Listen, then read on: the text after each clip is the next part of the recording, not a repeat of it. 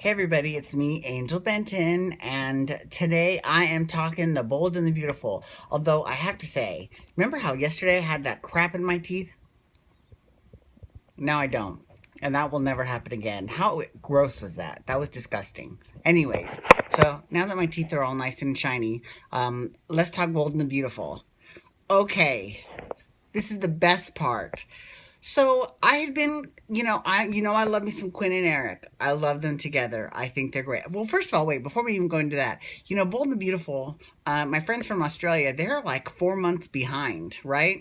So my friend, shout out to my friend Sam from Australia, who's here in the States. He's like, I caught up. I just watched. I'm caught up. So that's good. That which is especially good because they're pretty fast paced with their storytelling because the show was only a half an hour. So it is one of the few shows that I think can actually benefit from the shorter time span because it can actually move stories along a lot quicker. Whereas a lot of times the hour long shows, I feel like they're filled with a lot of filler scenes to fill out the time, right? Anyways, so Bold and Beautiful. Okay. The best part about Bold and Beautiful is that Wyatt. Okay, let's talk about Wyatt. So, Wyatt, when he comes on the show, he's basically the antithesis of Liam, right? He's an alpha male. He goes after what he wants. He wants hope. Then he wants Ivy, and then he wants Steph. I mean, that whole thing is so stupid, but whatever. Anyways, but he's basically like a young Bill Spencer, kind of. Except, and this is the best part, Wyatt has a moral compass. And in fact, I would say that Wyatt is probably the moral compass of the show because regardless of who is doing wrong, he will always call it out, right? For example, when Quinn was holding Liam hostage and was calling him Adam and all that stuff, when he found out about it, he could have kept quiet, but he didn't. He told Liam, you're my brother and your name is Liam and that is my mom.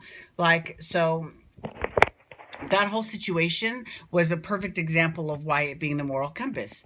So, anyways, he had already married Stephanie at that point, and there's issues in the marriage. I don't know why he would want to marry her, but whatever. So then Steffi kind of starts to play Wyatt. And not just that, but I felt like Quinn was starting to be a little bit saccharine sweet too, which is not really like her, and it's not really in her character. So I was a little bit surprised by that. But the good news is that, that all came to an end the minute that Wyatt overheard Carter, Ridge, and Steffi talking about Eric's power of attorney and how Quinn actually has it and not Ridge. Woo! That was yesterday. That was yes, so yesterday was Monday. Okay, Monday's episode was the fucking best. It was the best because Wyatt comes bursting in and he says, "Get your hands off my mother." I mean, it was just great. He ordered Ridge to get the hell out of the house because it was Quinn's house because she had power of attorney and not him. And the whole time Ridge is throwing a fit like a spoiled brat, right? Just throwing a hissy fit. And what's funny is that all those things that he accused Quinn of, he's doing himself, Ridge, right? But Wyatt just does not take the bullshit from anyone, from Quinn, from Ridge, even from Steffi. That was actually, to me, that was actually more satisfying, was him telling his wife off because she what a fucking bitch. So she's like, oh, Quinn, I hate Quinn, blah, blah, blah, right? And then, so Wyatt is like, I gotta tell my mom. I've gotta tell her. I can't not say anything. And then all of a sudden, Steffi's like, oh, but honey, I love you. Oh, baby, please don't say anything. Oh, I love you so much. Fuck you. I would have given that bitch divorce papers right then and there. Girl, bye. I can't believe that. That is ridiculous. Ridiculous. The worst. But it was great. I love me some Wyatt. So, here's what I'm interested in seeing play out in the coming months. I know that Donna's coming back to town. I'm sure it'll probably have something to do with this storyline because there was a slight, not rivalry, but there was tension between Donna and Quinn back when Quinn was first hanging around Eric a long time ago.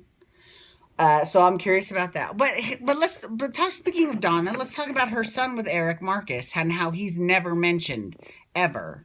So they were talking about how where all the other Forrester and wait a minute, let's talk about this.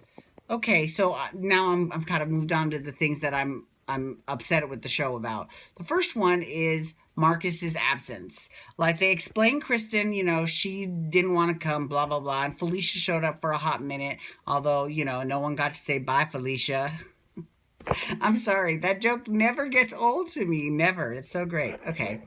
The best is hearing the Real Housewives of Melbourne say it because I don't even know if they know what that's from.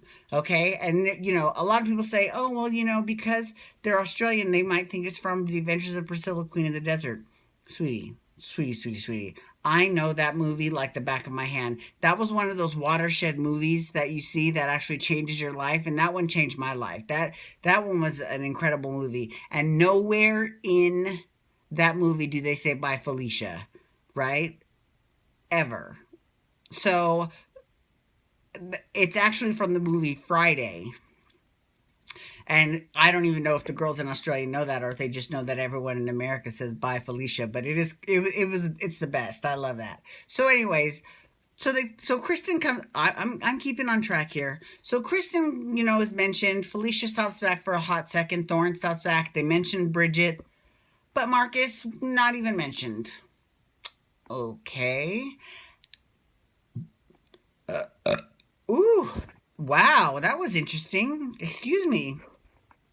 Okay, so anyways, so that's annoying, right? That's really irritating. I hate that. And then, where's RJ? RJ comes to town, makes a big deal about Brooke and Bill's wedding and stops it, and then he disappears.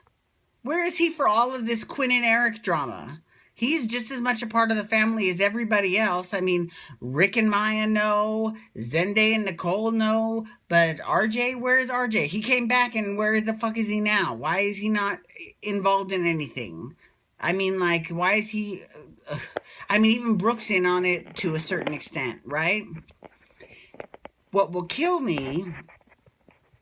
Well, not what will kill me, but I'm very curious to see how Brooke's husband feels about this because he doesn't care for Quinn that much, which is funny though because he sure didn't have any problems hopping back in bed with her after 25 odd years, whatever. He's not a big fan of Quinn, but I think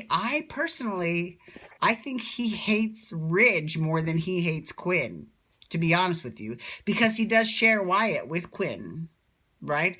And I think he would be proud as fucking hell of Wyatt for standing up to Ridge and saying, yeah, you're lying about the power of attorney. It's actually my mother. And I don't care what you think about them and their relationship, but they've obviously loved each other and you cannot discount Eric's wishes, whether you think he was in a good state of mind or not when he signed that power of attorney. That's up to a court to decide. And until then, my mom is in charge, so you can leave. Ooh. I was triple snapping. That was the best. Oh my God, it was so good. It's one of those payoff moments in soap operas that you're just like, yes, queen, yes. It was great. I loved it. Loved it. Even Caroline is back in town too. Like everyone is kind of floated in and out of this Quinn and Eric thing except for RJ.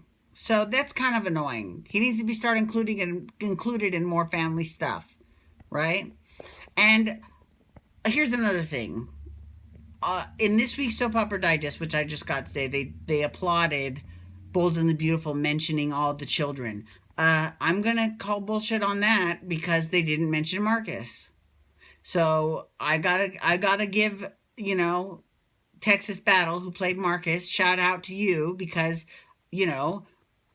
you're not forgotten, despite the writers and despite even the soap opera press thinking you're forgotten. You're not forgotten, right? Whatever. Anywho, that's Bold and Beautiful. I love it. I'm very excited. I'm off to go watch Below Deck right now. I can't wait to talk Dancing for Relevancy tomorrow. Feel free to chat with me on Twitter at Angel Benton, and you can hashtag Bold and Beautiful to talk about the Bold and Beautiful. And I will see you all tomorrow. Bye.